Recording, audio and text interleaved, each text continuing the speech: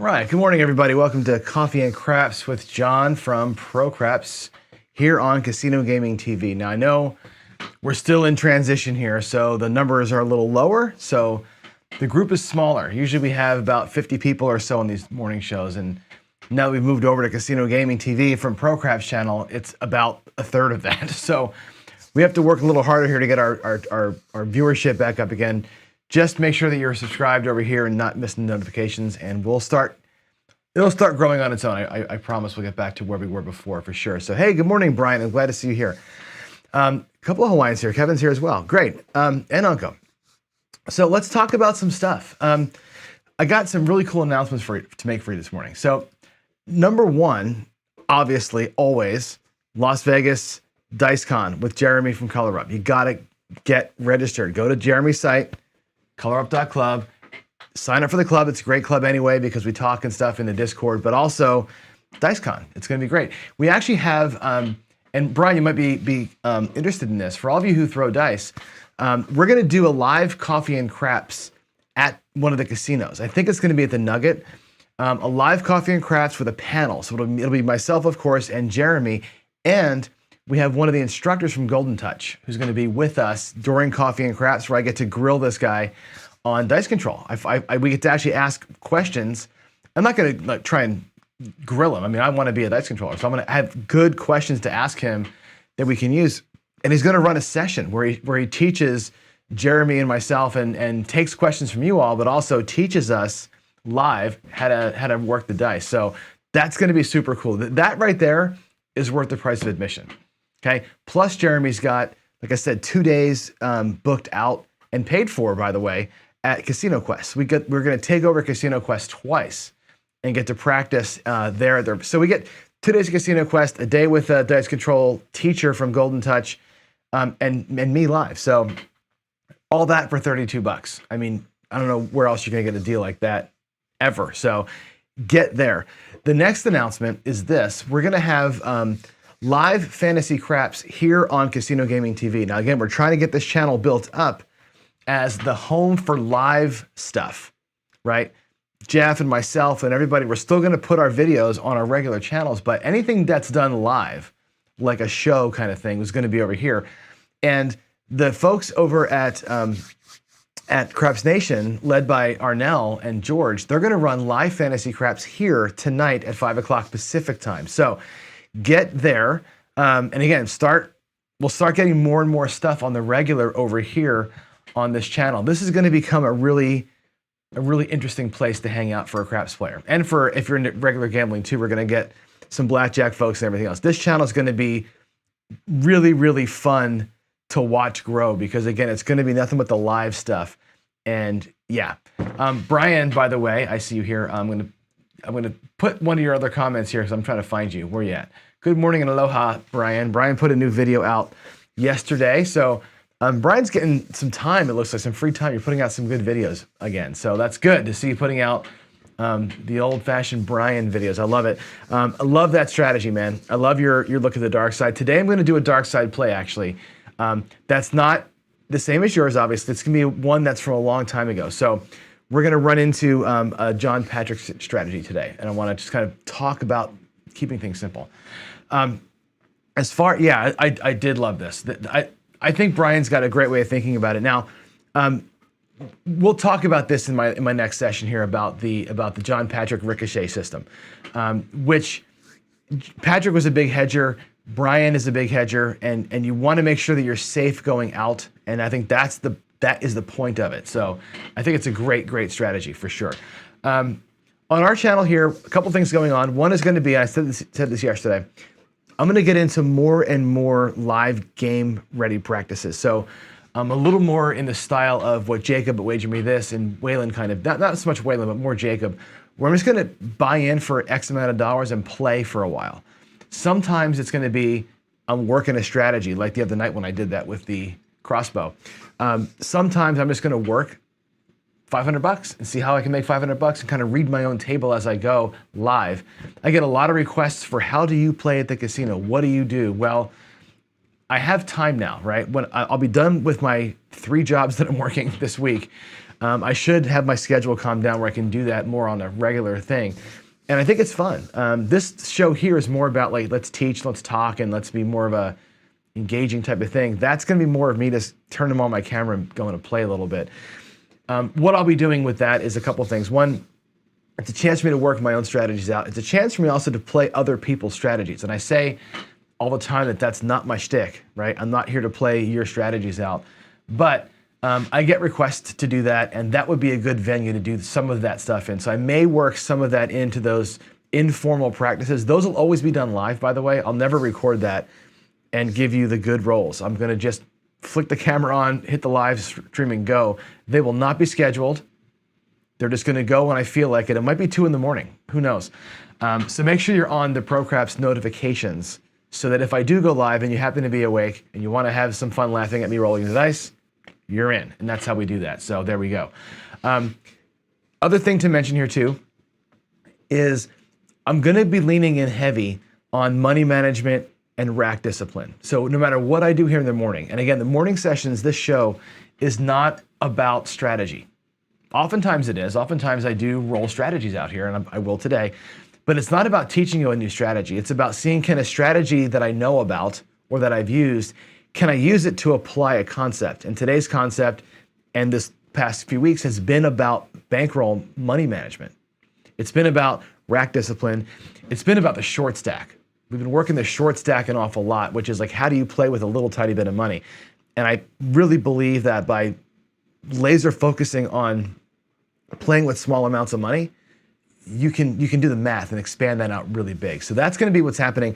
We're working on short stack attacks still. That's gonna lead me into this concept of what we call a 3-unit challenge. And a 3-unit challenge is, can I take 15 units, whatever a unit size is? If it's $10 units, can I take 150 bucks? And can I win 3 units, 30 bucks? That's the challenge, right? Can a strategy hold up under that little bit of scrutiny? And Jacob at Wager Me This has been talking about this for a while. It's impossible, not impossible, but it's really hard to go and win 500 a day or whatever it is per day.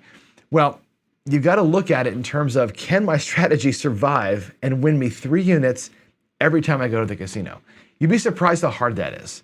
On even the simplest strategies, how hard it is if you get whacked early, like I did yesterday, and you start working from behind, it's really, really hard for a strategy to work back and win itself 3 units. That's a tough, tall order. And I'm gonna try and do it with short stacks. I'm gonna try and do it not with the big bankroll. I'm gonna try and do it with little tiny money and see if we can't make that work. So it's really, really hard to do. So anyway, that's gonna be a focus of this channel for the next foreseeable future, is short stack attacks / 3-chip challenges or 3-unit challenges as we go. And again, I'm gonna work on small money. And reasons why coming up here. So that's kind of the outlier, or the what's heading your way from our channel and from the Casino Gaming TV channel. So again, I'll see you tonight for sure here as we're doing the live fantasy craps. That's gonna be really, really cool. Now let's get into what's gonna happen here today. So short stack attacks. With a short stack attack, there's a lot of reasons why you might have a short stack, okay? And the first reason to cover is the bad case, which is you're down, but you're not out. You've bought in for 500, and for whatever reason, you've gotten burned, and you're down to 100. That happens, right? That's happened to me all of us, right? Many, many times. And you know me, I am as cautious as I teach this game. I'm a stop loss 0 player. Like when I buy in for 500, that 500 is at risk. Just like if I put 12 bucks on the 6, that it's either gonna win me 14 or it's gonna lose 12. I'm not, there's no way to be in or out on that thing, right? Me, I buy in for 500, that 500's job is to win me 100 bucks, just like my 6's job is to win me 14 bucks. So I go down to the wire here, and there are often times where that 500 turns into 100 really quick. You've all been there with me. So I like to find ways to play with small stacks, because if you get into that spot, what's the way you crawl back, right? How do you fight back to a point where you can get to goal even? Some of these strategies that we see, and Waylon, you're here with me. I'm gonna use you as an example. I'm not going after you, but I'm gonna use you as an example. And even Ken's new strategy, as an example, when you've whittled yourself down to a short stack, your options are kind of limited, right? If you were trying to do a ladder system or trying to do like Ken's new thing, that martingale thing he's working through, and it doesn't work, or you get the bad run, or whatever happens, and you're down to where you've got just 10 units left, 10 chips, $100 on a $10 table, you can't go in and try and do a martingale or a ladder because you run out of money without buying back in again. So if you want to play that way, that's great. You've got to use your short stack to earn you the money back so you can go back in and play that way again. And that's what I'm after here is what do we do with the short stack to get ourselves back into playing position? To get you back to not even your foundation. Because remember, your whole stack is designed to get you to foundation. Your short stack may have to get you back to the full stack so you can go back and do what you want to do and give that bigger strategy of yours another crack at it, right? Waylon ain't never got a short stack, right? And here's the thing. It happens, right? I've run ladders and I've run Martys, and you know me, man, my dice suck, right? I will find the run. I'm running Ken, I'll show you Ken's strategy here in a minute. I've run that strategy enough times, I'm always at level 3 on that thing, and it scares the crap out of me. Because I just happen to find the worst dice. I happen to find all the holes, right? That's just me.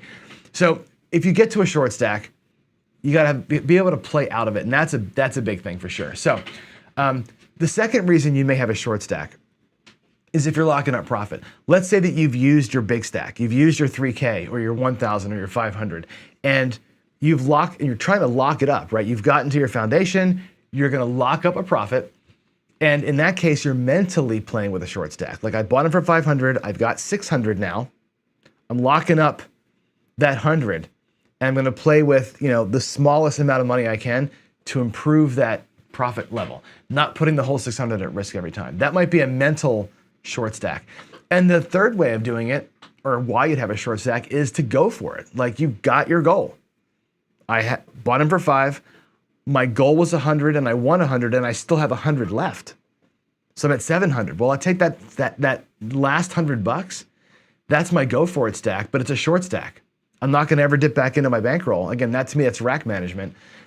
That $100 now becomes attack money. But again, you can't go hard with $100. So what do you do with it? That's the subject of today's lesson, is what do you do with a short stack? And what I would ask from you all is I would like to collaborate some and say, what do you do with a short stack? You leave me a note here in chat, but more importantly, leave me a comment on the video or drop me an email at john@procraps.net, because I would love to know what you would do with only 10 units. Whether it's $100 at a $10 table, whether it's $150 at a $15 table, whether it's $250 at a $25 table, if that's all you had left, or that's all you were letting yourself gamble with, what would you do to increase profit or to build yourself back to where you can go hard again? So I'm interested to know what y'all's plans are for that, because it's a different way of thinking for sure when you limit yourself from your actual buy-in amount. So I think that's, like I said, to me, it's a thought experiment. I like to do that. So that's that. Today, we're not doing the magnet today. What are we doing today? Nope. Where's my notes? I guess I don't have it. That's interesting. I must have deleted it. Shoot. All right, well, this is the notes from yesterday, so I'm not sure where my notes are for today's session, but never mind. I'll just describe it to you at the table. We're gonna go here and we're gonna take this actually off. I can leave this up. This is yesterday's strategy. I'm gonna go ahead and take that off, and let's actually zoom into the table here. And I wanna give you first a lens into what I'm gonna play with, and then we're gonna talk about how I'm gonna play it. So first things first, and I made this comment, and I'll probably roll this out maybe tonight late. We'll see how it goes, about Ken's new strategy. And Ken's strategy is essentially 64 across. Okay, there's $64, and he wants to play 64 across and get multiple collects. That's the idea, right? You're gonna collect $12 on every shot, or $18 in the 4 and 10. And it's gonna be a same bet, and kind of make money that way. However, if you get beat at 64 across, you're coming back out and here's the martingale piece with 480. I can't even spread that out. If I drop this out here, 480. That's your next roll, right? When you're martingaling, you're going from 64 to 480 for one hit to get back to 64 across. And if that fails, which it fails for me, I've gotten here when you get 0.7 out, 0.7 out, and now you're at 3,200. Okay, this is not a thing you can do with a short stack. This might be your initial thing. That smells like about $5,000 buy-in to me, by the way. It's at least 4,000, right?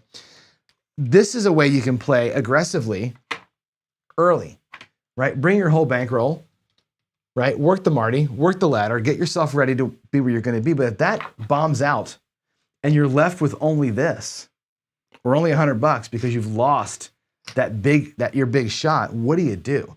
And that's kind of the subject of today's chat. So yesterday I worked a strategy that was essentially this, and I went with a little bit bigger money. We did 120 as a lay bet on the 4, and then I did a $25 10 and a $10 hard 10. We were playing the 4 against the 10 for a minute. The idea being, let's win a little bit on the 7, let's win a little bit on the 10, let's go for it over here. And it didn't work, right? The strategy itself is pretty sound, but it didn't work yesterday.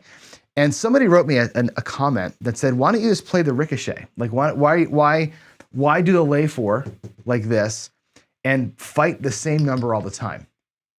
Which was an interesting thought, because the math of it says the 4 is going to roll 3 times versus the 7. It's the easiest lay to make. However, it's a lay bet, and that's $120 out there to win 60. The 120 is there to win 60, which is a lot. That's a big piece of my bankroll. Yesterday we lost this a couple of times. I think we lost it 3 times yesterday. And to win 60, and the net of it, of course, is, it replaces those 2 bets, and you rack a quarter from that, which is all fine and good.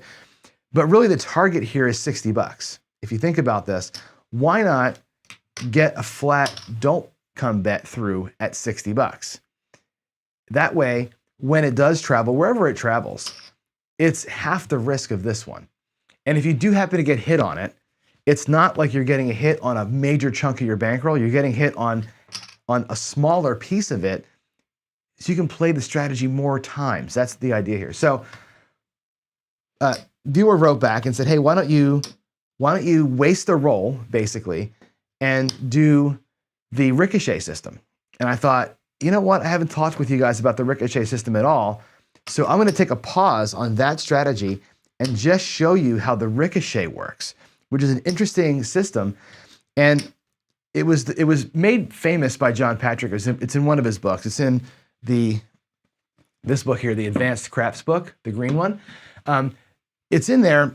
A friend of his actually ran this system and kind of just relied on it. Some of these, these older players, that's their way, is this, simple, grindy dark side way. So what this is a way to beat the 7, because the dark side, the 7 is your nightmare. So what you do is this: you basically let a point get established, whatever that is. We'll say it's a 5. The point's a 5. You bypass the come out roll. And we're going to come through, where you can see it. We're going to come to the don't come with a $15 bet. And the way that we protect that bet is with a $30 lay. We're going to lay 30 on the point for one roll. So I'm going to get the dealer to clean this up for me. We'll lay the point for $30 for one roll. We're also going to take $1 and grab the yo. So at this point, if a 7 comes, you lose 15, you win 30, you're in good shape. Okay? If the yo comes, you're in a tie situation. If the 5 comes, you lose the $30. That kind of sucks. But it is what it is, right? I'll take a little tiny loss like that versus fighting the whole time. Now, once this thing travels to some other number, let's just get another number here. It goes to, of course, let's get a number. It goes to the 8, let's say, okay? Runs to the 8, the lay bet comes down. You lose the yo. So what you're basically doing is this. You're going to take your short stack. In our case, our short stack is going to be this size. We're going to get the Lammers here. Our short stack would be 25, 50, 75, 85, 95, 100.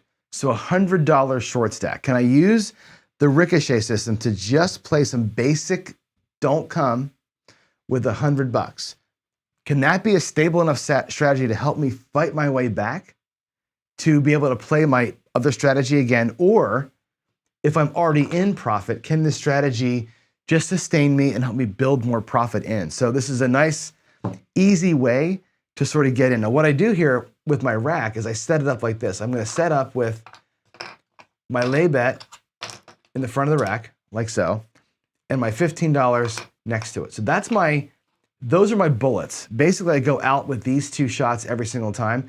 I have 50 bucks here sitting in the back of the rack. My goal is to make this 50 look like 100 while still having these two shots out here. I'm going to work the backside of my rack here to try and make this look like 100 back in here, which would let this be profit. That's the goal. So we're just going to go ahead and run the Ricochet here for a few minutes, give you a sense of, again, short stack plays. I got half my bankroll at risk, essentially, on every roll here to get myself set. And it's called the Ricochet because you let a point get set, you're hoping that the dice don't, quote unquote, ricochet back and get the repeater.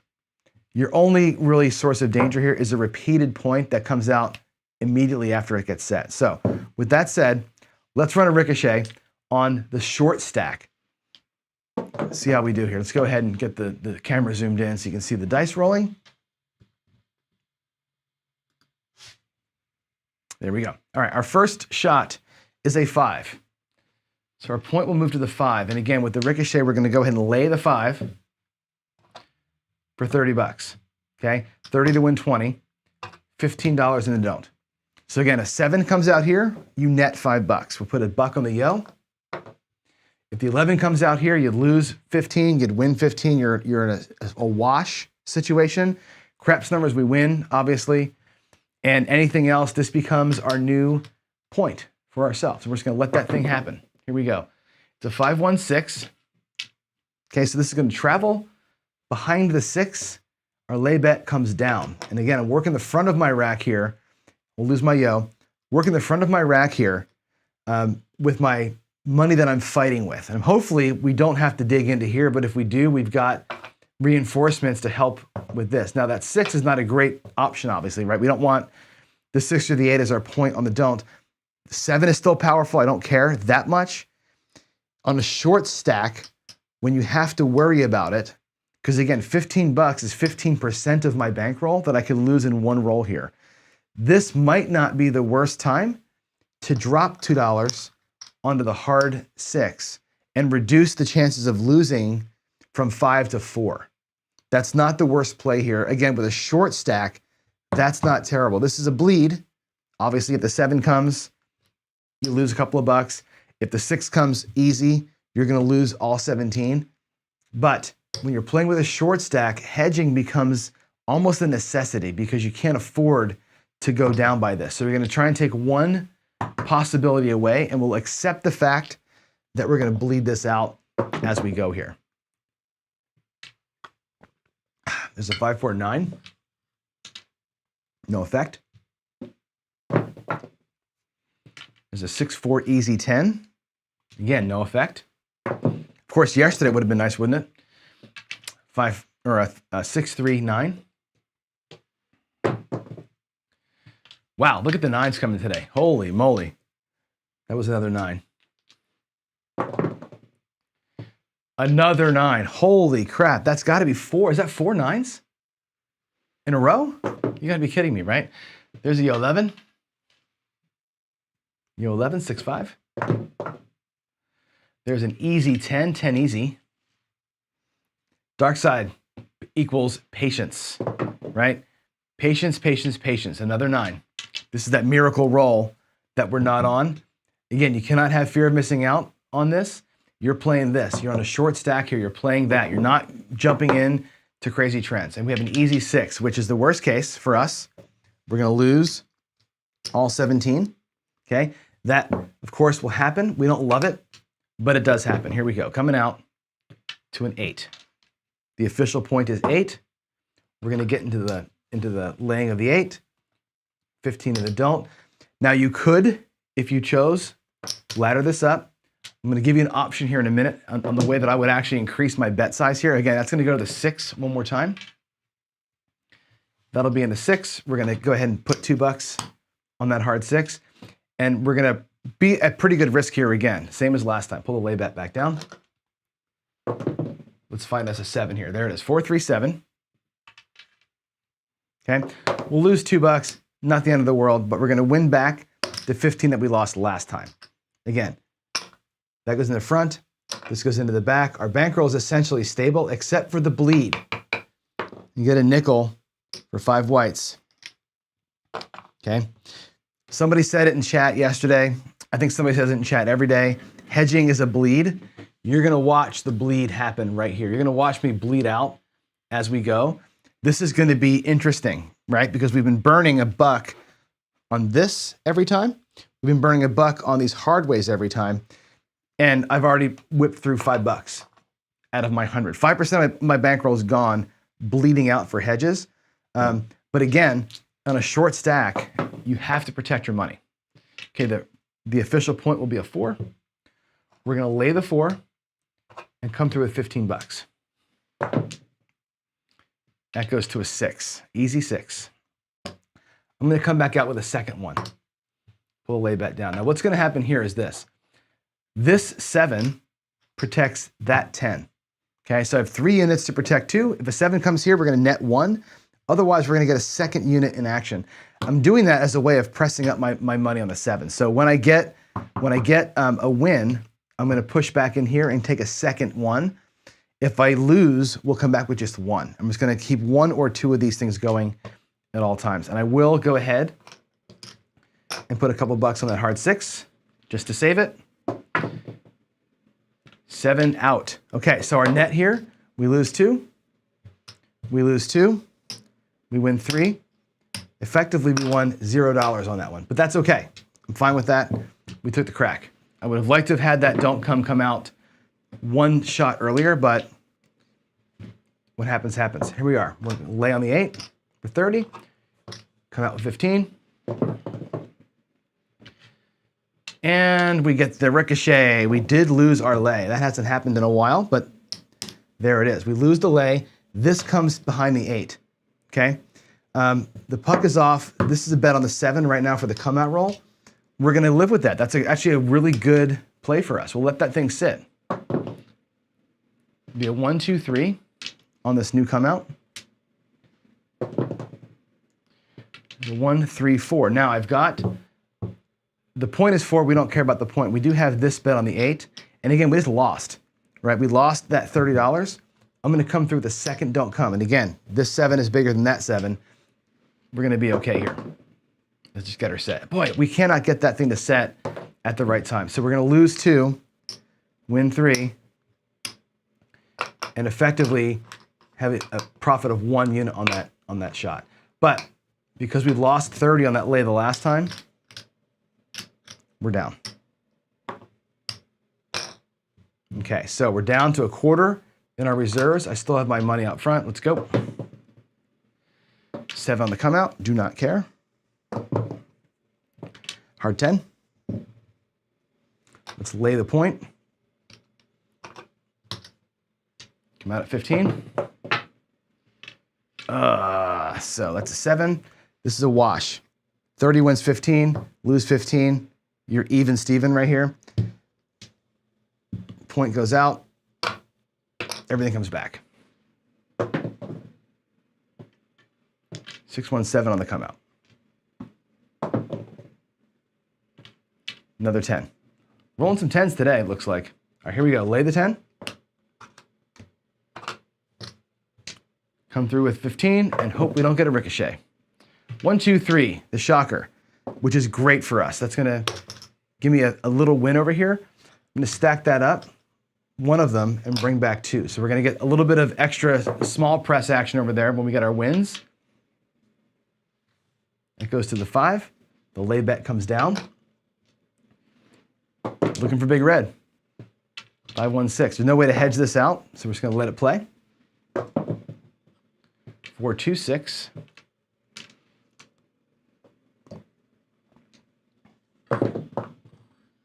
Oh, damn, 4, 1, 5. Okay. Lose our 20. We're gonna get one more crack at this, it looks like. This short stack play today did not work very well. Point's gonna be 9. Lay it for 30. Come out 15. Not getting our 7s at good times, and we're getting bad points too on our don't. We'll pull the lay back down. Let that roll out. We gotta actually get this going here. 325. 325. 314, little Joe. 6-5 yo. Hard 4. A little bit of field action going on here, right? We're going to try that next, by the way, after I finish this bankroll out.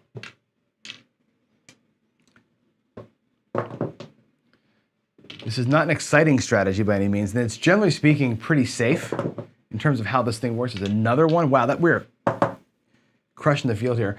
But again, on a short stack, playing for the 7 is always a good move. Nice way to grind things out. There's a 5, 325. We have got to get a red here. Come on. There she blows. 617.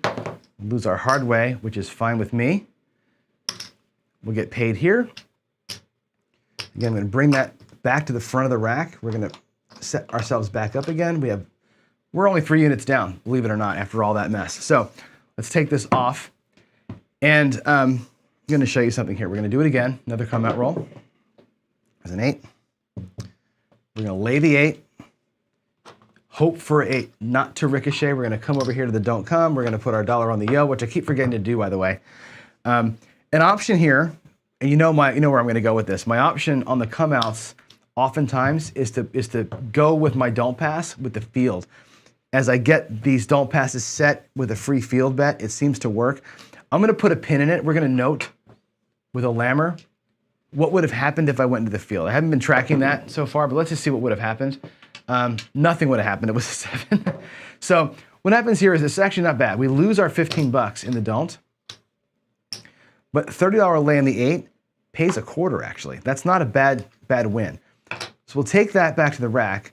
I'm going to put this quarter back in my stack, and now my stack has the 50 bucks. Remember when we started, we had 50 plus our outlay here.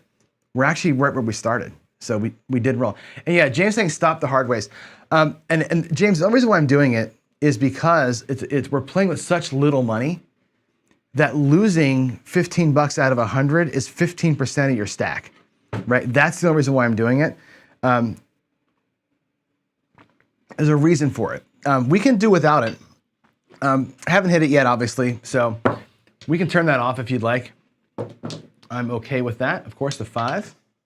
That rolled on me. That was a 325, by the way. Let's lay it. Let's come out.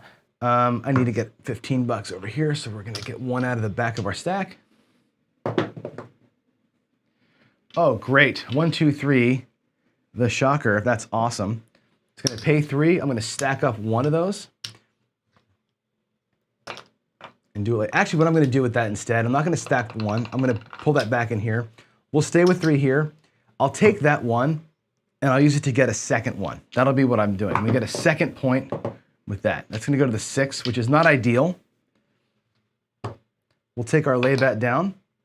We're still on the 5, by the way. I'll come through with 2 now. So with that win, we'll come through with 2. Hard 6. See that? You told me not to play the hard ways, and it cost me 15 bucks. Right? When you're playing with this little teeny bit of money, that was a severe blow. That crushed us, right? 15% of your money is gone versus a cheap little hedge on that. And again, that to me is the reason why you do it. Not that it happens every time. That's not proof that it's going to work. But again, when you're working with only this, you can't afford to lose 15 bucks. Can't afford to lose 15% of your money. That's the reason why you hedge at the small level. At the larger levels, I wouldn't be hedging, right?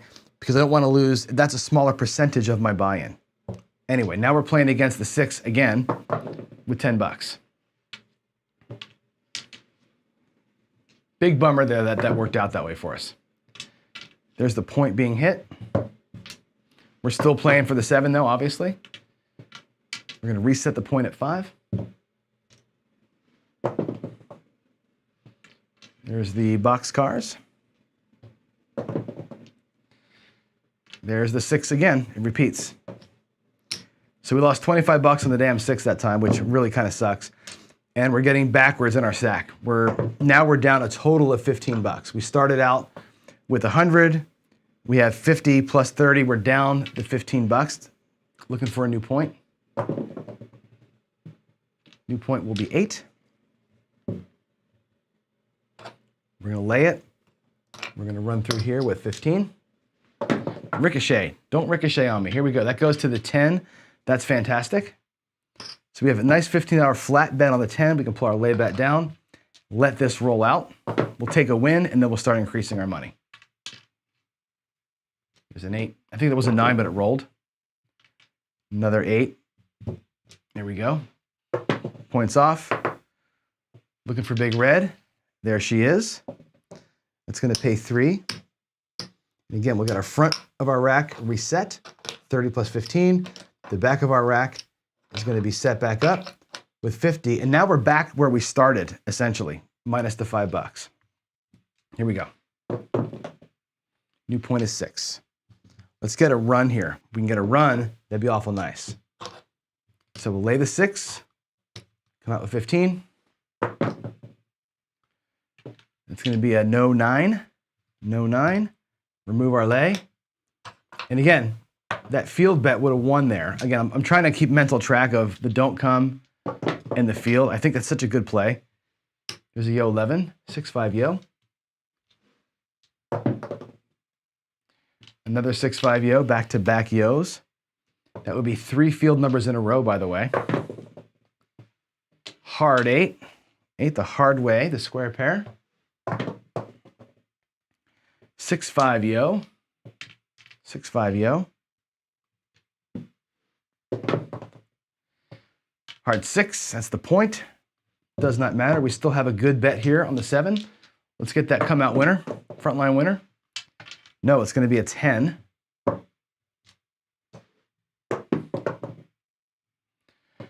That repeats.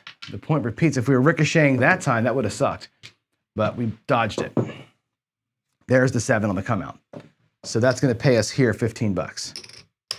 Okay, that's going to add fuel to us for next time. So now we're here. We're back to showing a profit again, believe it or not. Let's get a new come out. 7. Don't pass is a, it's a 50-50 strategy, right? You're not going to be here winning big bucks unless you're progressing your bets. The only way to win on the don't pass over time is to be aggressively increasing your bets. And we're going to do it this way. We're going to go ahead and not increase the size here. We're going to increase the number of them. So as I win, instead of pressing that, I'm going to press out here. Okay. Oh, it goes to the 6. Okay. Goes to the 6. This layback comes down. Second bet coming through. And again, I'll take James's advice. I won't hedge this, right? But again, it worries me with this little tiny stack. That worries me. Okay, hard 4. Now my 2 don'ts are on the 4 and the 6. So a big red here is our bonus. And again, I used last time's win to bump up my overall 7 coverage, not putting it on one number, but putting it on 2 numbers. So I'm taking the ricochet and saying, well, I ricocheted and got the 6 set. I'll use that to ricochet the next one. So I've got 2 don't points out here with essentially no risk to the 7 on that come out. There's an 8. We just need big red to roll out for us here. There's a 1, 2, 3, the shocker. There's a hard 8. Again, does not matter. We just need big red. 6, 5, or sorry, 5, 4, 9. 5, 4, 9. I keep rolling these things. I'm sorry, my stick, I'm getting them in the crook and I keep rolling the dice. Hopefully you can see those on the camera though before I roll them and know that I'm not fibbing about what they are. 6, 5, yo. 4, 1, 5. That's our natural point.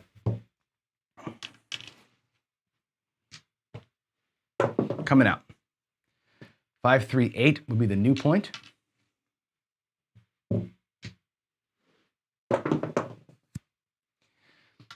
It's a 325. Again, it rolled on me, a 325. My stick work today is not good. 6-5 yo. Boy, we're just not getting anything up here. It's interesting, right? 5-1-6. And something had to happen, right? We were going to lose one of these things. We'll lose the 6. That's unfortunate. I would love to have seen a 7 there, but it is what it is. Here we go. 5-1-6 repeater. There's the 7. Boy, that took a long, long time to get there. So we ended up losing 15. So we won 10 of it back on that second play that we did. It's unfortunate. It would have been nice to have had both of those things hit, but here we go. We'll come back out again. 2 of 6. Let's lay the 6. Let's grab 15 in.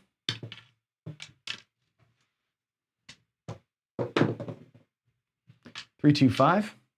All right, that goes to the 5.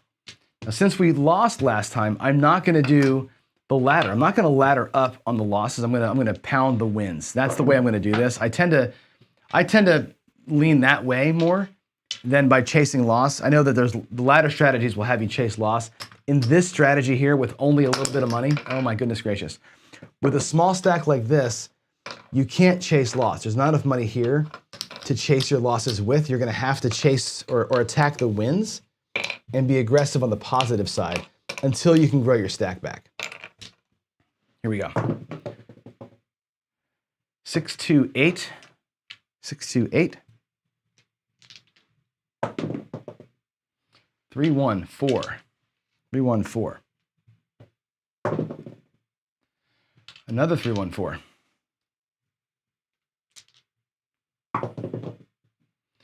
5-1-6. That's our point.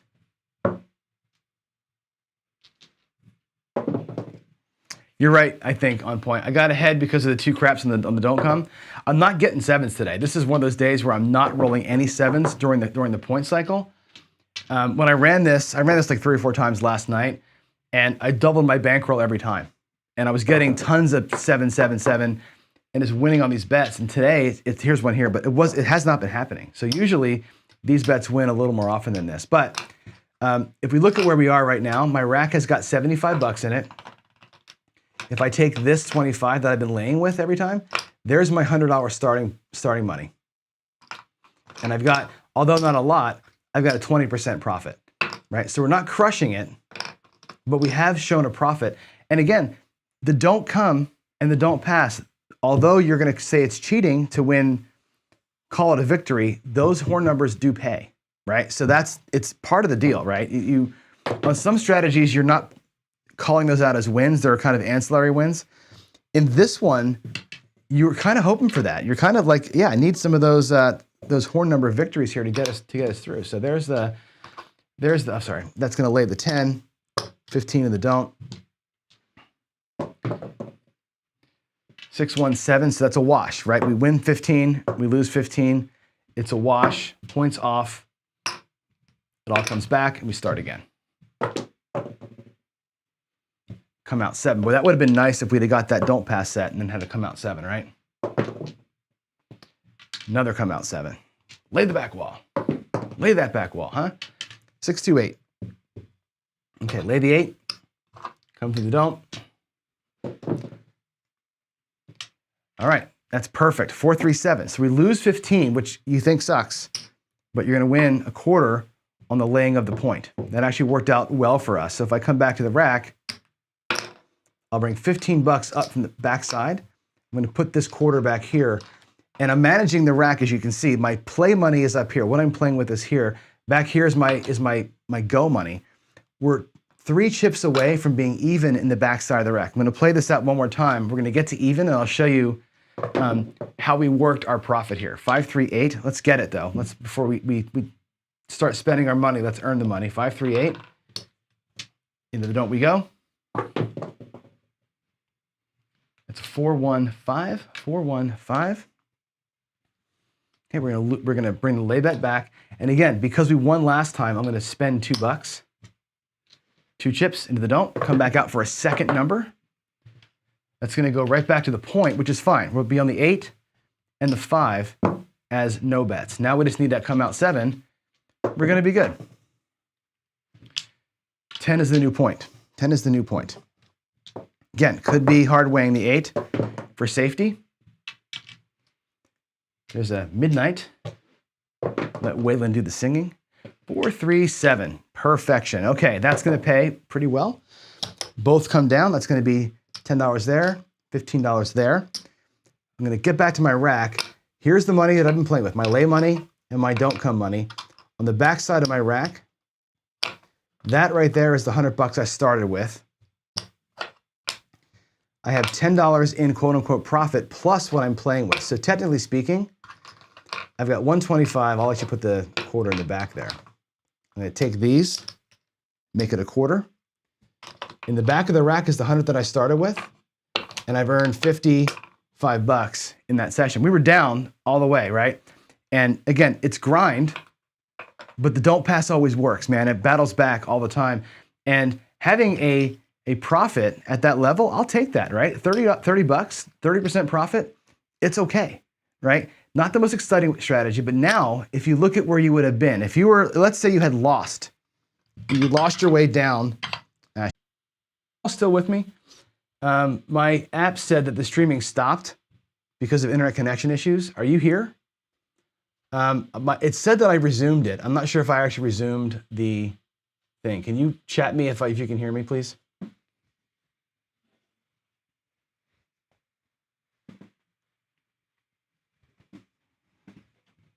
Check, check. Can you hear me?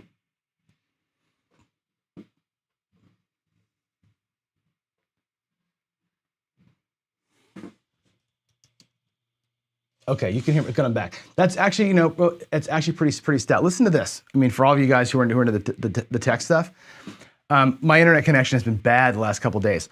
But my app that I use, this Ecamm Live that I stream with, it's pretty cool because what it does, I mean, I set the stream with it, it bombed out. The app quit, the internet connection failed. When I restarted the app and picked the same stream, it just picked up where it left off, which is pretty awesome. That's actually really cool tech. I like that a lot. So back to my point that I was making. If you were in the situation at this short stack where you had lost, now you're stuck with $100, you just earned another 30, and now your stack is 130. So you could up the levels of what you're doing, right? If your short stack was here because you'd already won your goal and you were playing with profits, you just earned extra profit. So again, not the most exciting strategy to play, but the don't pass always works out. And there's living proof of it. It wasn't great. It wasn't exciting. We got whacked a couple times. We made some maybe poor decisions over here, but we ended up ahead.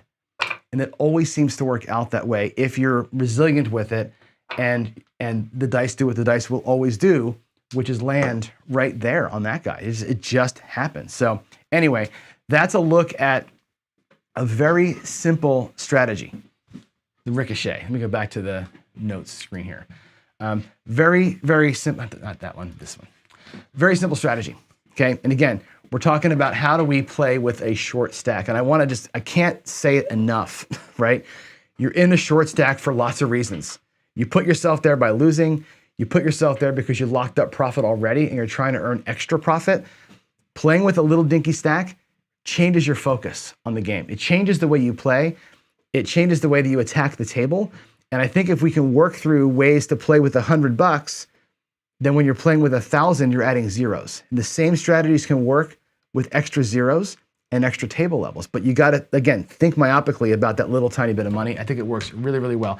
I got one Ricochet, James. We had one time where the 8 hit us. That was it, which is interesting.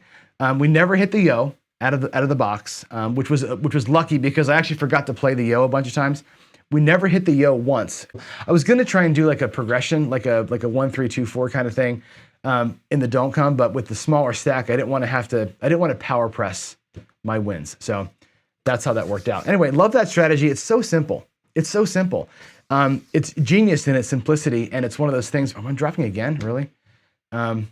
Anyway, it's genius in its simplicity. It's a go-to, especially when I'm just trying to burn some time. So yeah, I'm sorry about the stream, guys. I don't know what's going on here with the stream. It's my internet connection here at the house. It keeps fluttering for whatever reason. I don't know what's happening. So I apologize for the connection problems. It's definitely on my end, not the channel's end. It's on my end for sure. So, all right, guys. With that said, it is 9 o'clock. So again, apologies for the weirdness of the stream, but appreciate your time as always, and keep the things we talk about in focus, right? It's not about the strategy. It's about your approach. It's about seeing your rack for what it is. It's about working your chips and seeing the flow of your money in its totality. It's not about the ricochet versus the place betting versus what the strategy doesn't matter, right? Ultimately it matters, I guess, but what I want to really hone in on here is the process of playing with a short stack and building yourself up like we just did to that small profit. 30% profit's no small feat with a small stack like that. It's really hard to get your mind right, really hard to get your mind right. And I think that's an important thing. Again, and I'll use Waylon because you're here again, I see you there. I'm going to use you as an example here, but not really you, okay? Your strategies require, normally speaking, a lot of bankroll. Not so much thousands of dollars, but many, many, many chips to get where it's going.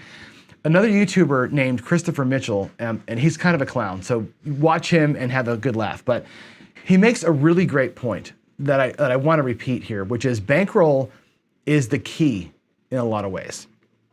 And what he says is, if you have a big bankroll, you're the king of the table, right? With a big bankroll, you can do whatever you want to. And Waylon's a good example. It's with a big bankroll, you can ladder, and not worry about if it gets to level 6 or level 7, you're fine because you got the cash to support that, right? And it's always going to work itself out. The ladders always do work themselves out. Martingales always eventually work themselves out, right? But without a bankroll, you can't do that. What Mitchell always says is, well, go play online. You play online for penny a spin roulette or penny. They have penny craps at some of these places, right?